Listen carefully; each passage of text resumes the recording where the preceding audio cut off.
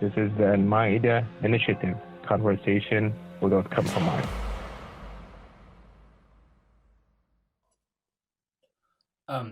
And so I'm curious. There's a couple more sort of details that I've heard thrown around, but sometimes when you hear things thrown around, they're not always authentic ideas.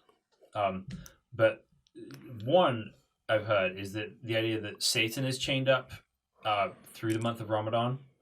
Is that accurate? That is very true. It is said that the Satan is locked up at this time because when Satan comes, it basically is misguide the person. When you do something, when you give it a charity, it stops your hand. Hey, don't give it. Keep it to yourself. You know what? But the God says you have to give charity. And there are two things in my mind. And always I remember charity, right? Once you share your wealth, it multiplies.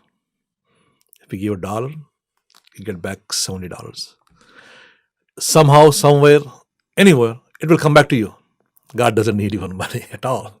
You spend, share your money, share your wealth, right?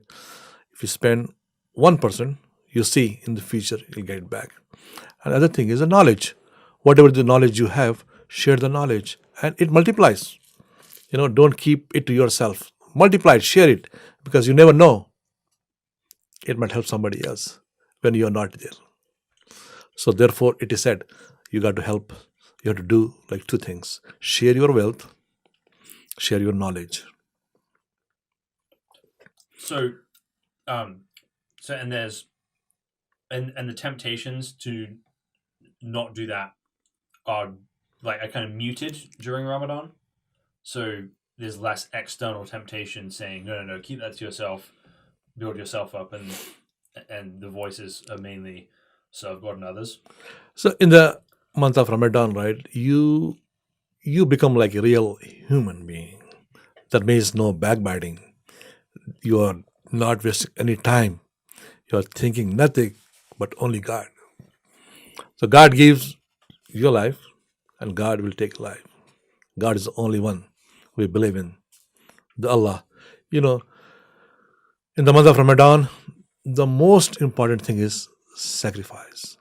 And so another thing that I hear people talking about quite a lot, which I'm still kind of growing in my understanding of, is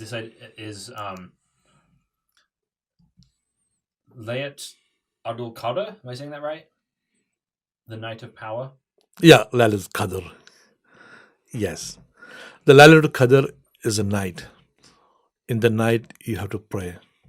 You know what? If you spend same thing, like if you spend a minute, it's again multiply.